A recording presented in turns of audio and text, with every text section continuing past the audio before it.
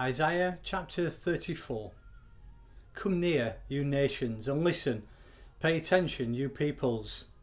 Let the earth hear, and all that is in it, the world, and all that comes out of it. The Lord is angry with all nations. His wrath is upon all their armies. He will totally destroy them. He will give them over to slaughter. Their slain will be thrown out.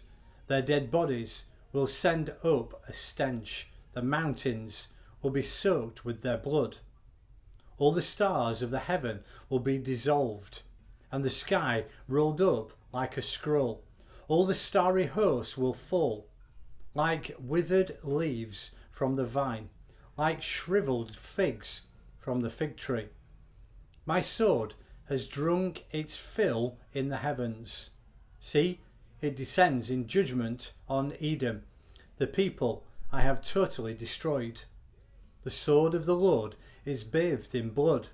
It is covered with fat, the blood of lambs and goats, fat from the kidneys of rams. For the Lord has a sacrifice of Bozrah, and a great slaughter of Edom, and the wild oxen will fall with them, the bull calves and the great bulls.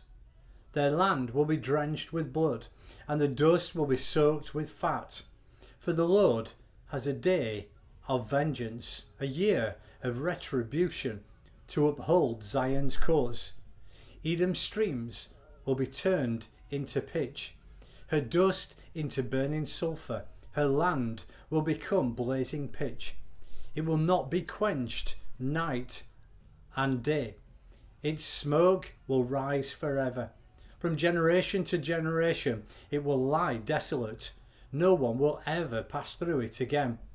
The desert owl, the screech owl, will possess it. The great owl and the raven will nest there. God will stretch out over Edom the measuring line of chaos and the plumb line of desolation. Her nobles will have nothing there to be called a kingdom, and all her princes will vanish away.